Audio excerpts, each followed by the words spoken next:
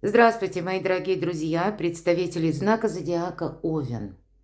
Второй прогноз на декаду на 10 дней с 20 по 31 августа, до конца месяца. Давайте узнаем, чего ожидать от этих 10 дней, от этой декады, что случится, что произойдет, или мы достанем три карты. У нас сегодня две колоды. Первая колода 78 дверей. Вот три карты достанем и как ключевые события. Или ключевые, может быть, сферы вашей жизни, где будут открыты двери или закрыты, может, куда-то мы и сами не пойдем.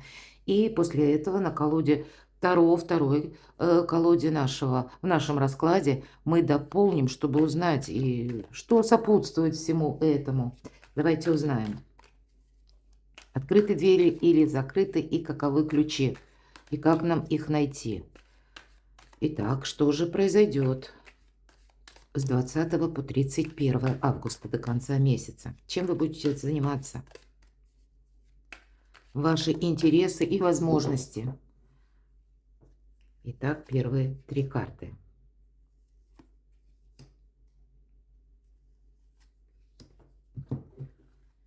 Ваше настроение. Давайте узнаем. Каков общий фон? Неожиданности, с которыми вы можете столкнуться. Ваши достижения обязательно посмотрим. То есть это где-то ваши планы, у кого-то документы, у кого-то учеба. Тут мы все разные. Что у нас или нас ожидает в финансовой сфере? И любовь, взаимоотношения и личная жизнь. Достанем карту совет, которую откроем в самом конце. Давайте будем узнавать, что же там за ключевые события. Ага, вот так. Пятерка мечей. Не жди того, кто не придет. Не жди того, или того факта, может быть, или того, что вам когда-то было обещанного. Вы явно сейчас уже что-то ждете по этой карте. И закрытые двери. Эта дверь никогда не откроется. Нам показана девушка. Она пришла как девушка. И так и присела на приступочек, думая, что ну вот-вот дверь-то откроется. Было обещано или было что-то согласовано.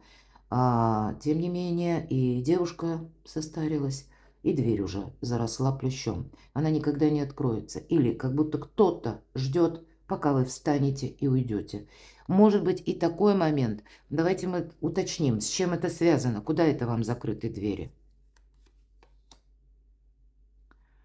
Тут, понимаете, тут неоднозначная ситуация. Если вы просто ждете, и правда было обещано, так можно и ни до чего не дождаться.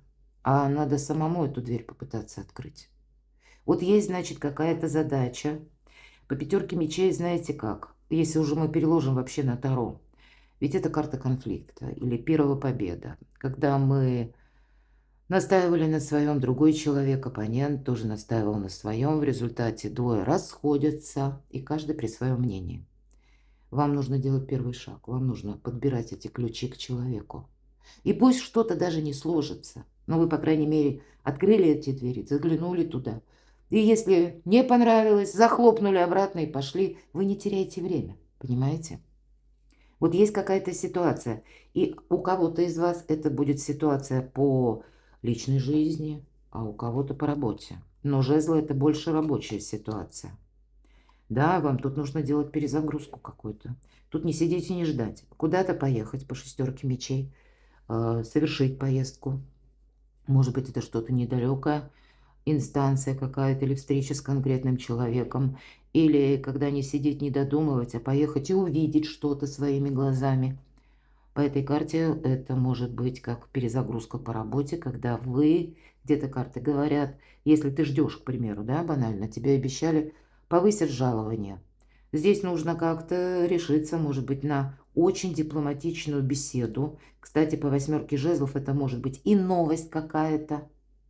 Вот мы сидели, ждали, а тут мы понимаем, получаем эту самую новость или известие, что «а нет, не дождались мы ничего».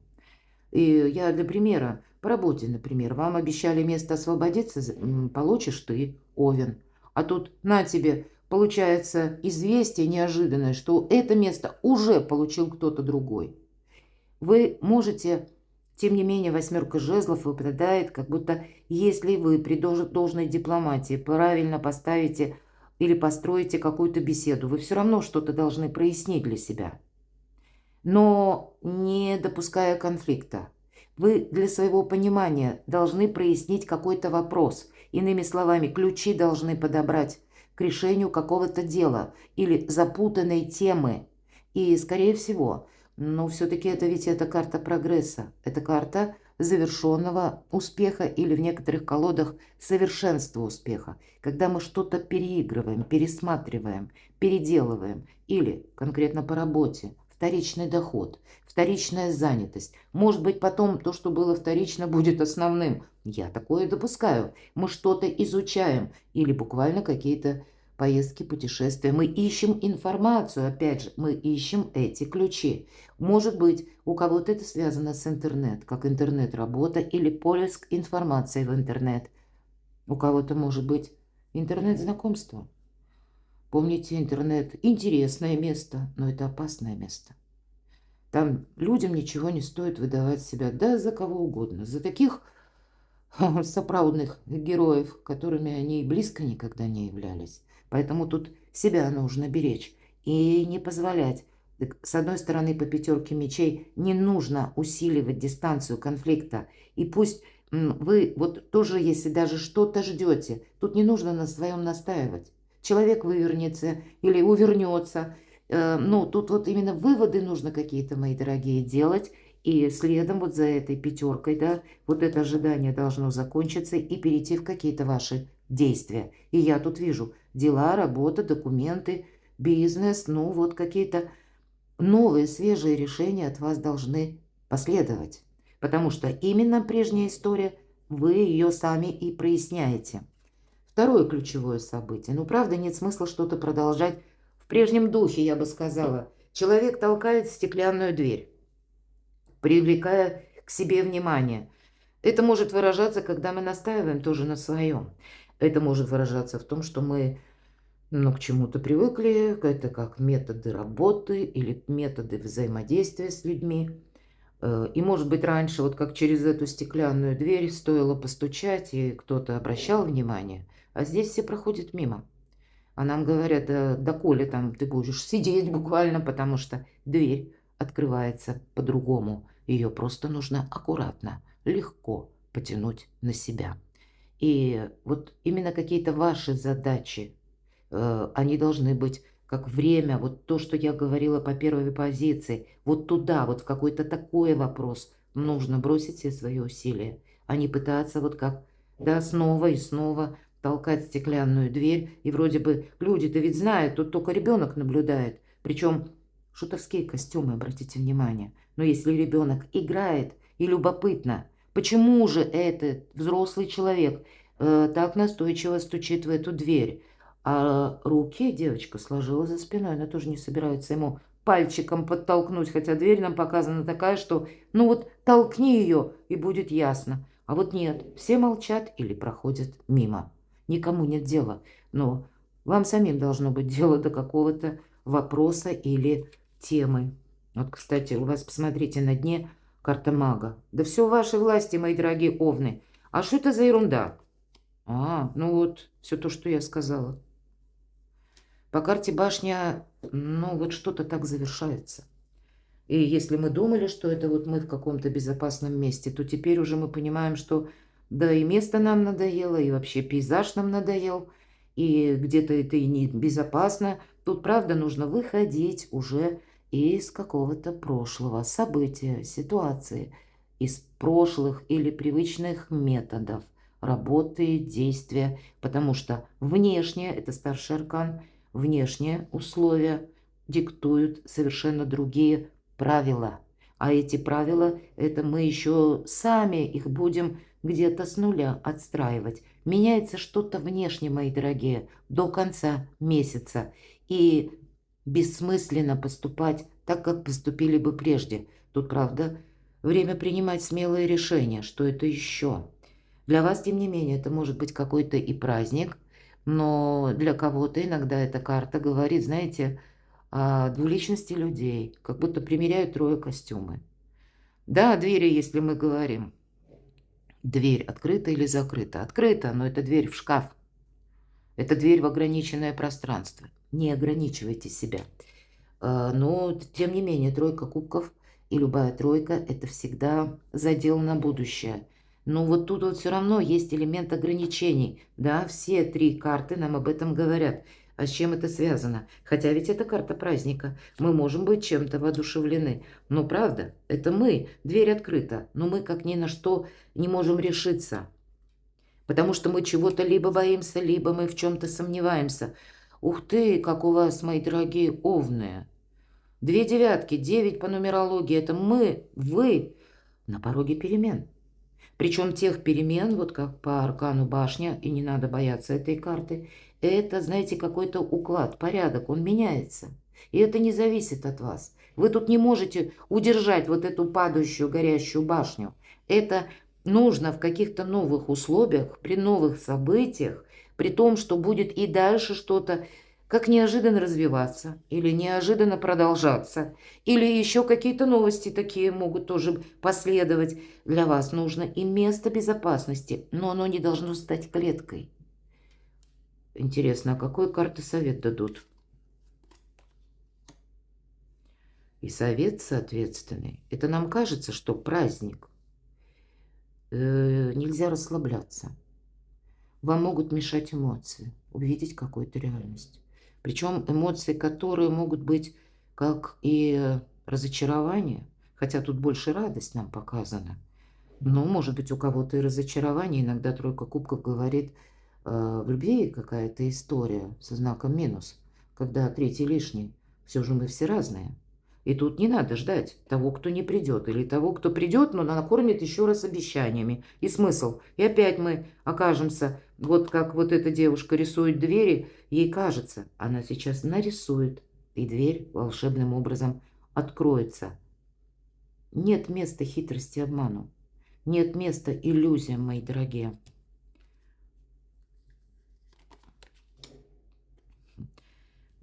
Вот это странно, вы ведь активные люди, но есть, видимо, в вашей жизни все карты, начиная со второй позиции, говорят, что, ну даже с первой, что нет смысла чего-то ждать, что завтра все изменится и как-то встанет сразу на круги своя. Нет, этого не произойдет. Придется новые методы, новые возможности изыскивать, потому что что-то и не в нашей власти. Нас может какая-то новость поставить в тупик. И мы будем думать, дай-ка я еще подожду. Ну, тогда карты говорят, ждать-то нет смысла. Тогда вот как по этой карте. Если ты не вожак, пейзаж не меняется. Тут весь пейзаж, он в телевизоре. Человек проживает, и лицо-то такое у него недовольное, а дверь-то открыта. Тут надо встать и выйти. Вот действительно, может быть, выйти из какого-то пространства. Может быть и правда куда-то отправиться и съездить, увидеть своими глазами, но точно не сидеть. Давайте последнюю карту, вот неожиданно, правда. Но если у вас на дне карта мага, то еще и карта императрицы. На кону ваше благополучие, мои дорогие овны. От начала до конца. Это и ваша сила, которая как-то правильно должна быть и дипломатично применена. Это ваша ресурсность, опять же, какая-то новая стратегия, тактика. И может быть какая-то новая совершенно стратегия по части договоренности. Ведь императрица, если вашему знаку зодиака, соответствует аркан императора. И мы знаем, по императору я часто говорю, есть два мнения, мое и неправильное. Но вот тут императрица умеет договориться даже с таким несговорчивым императором. Оставайтесь императорами, но в энергиях императрицы. Она не настроена себе навредить.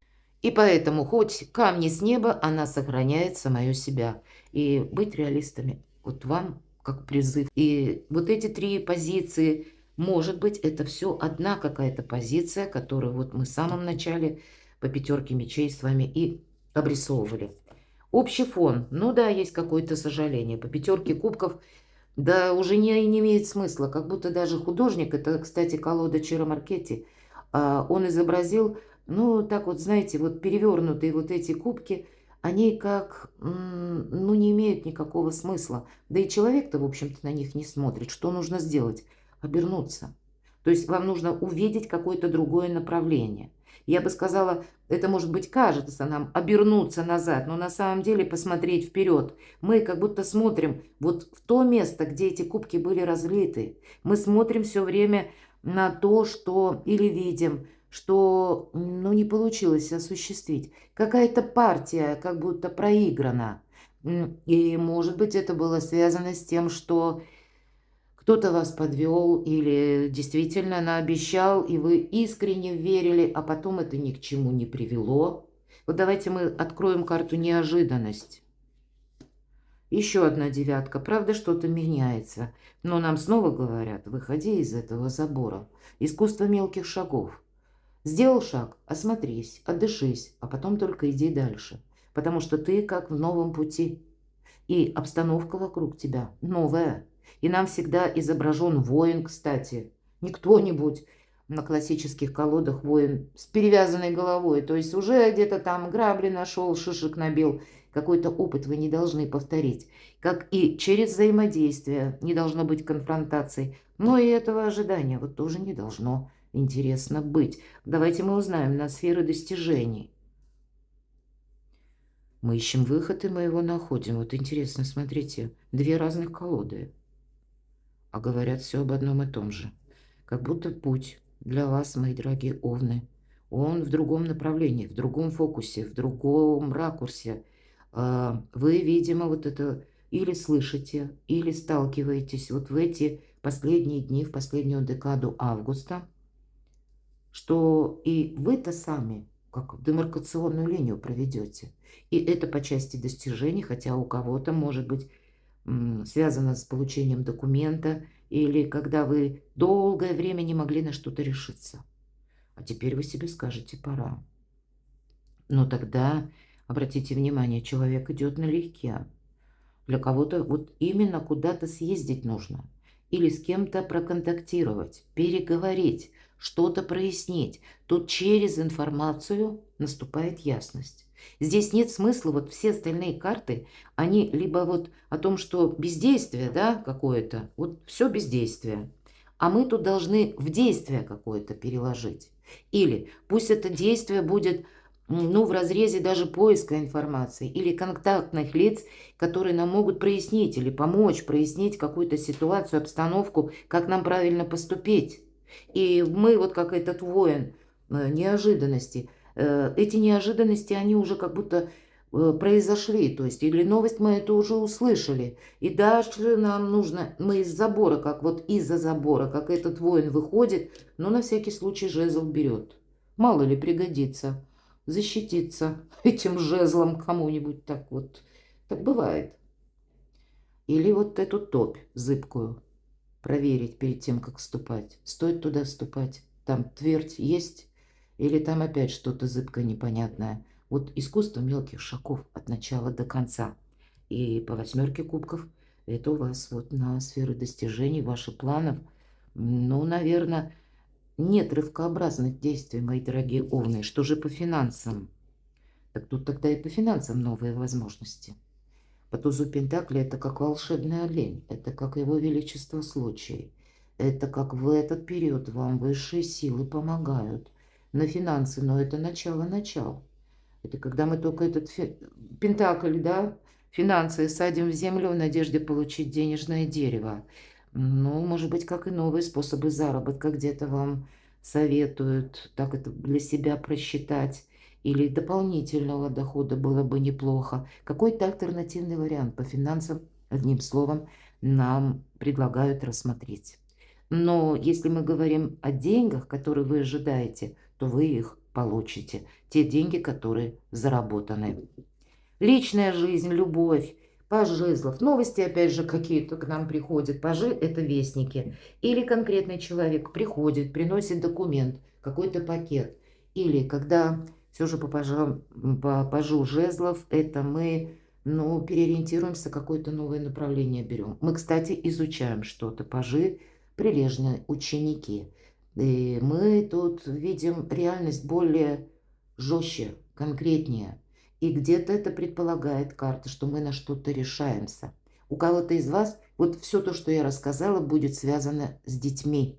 Может быть, не совсем нам тут карта говорит именно про любовь. Все же жезлы – это более деловая сфера. Может быть, и для вас, мои дорогие, именно в этот период времени ваши дела до конца августа берут приоритет над жизнью личной. Может быть, и приходится договариваться, да, нам уже об этом сказали.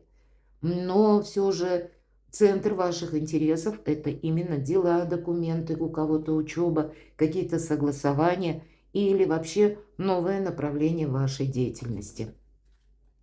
Давайте еще одну карту. Что ж там про любовь? Еще один паж.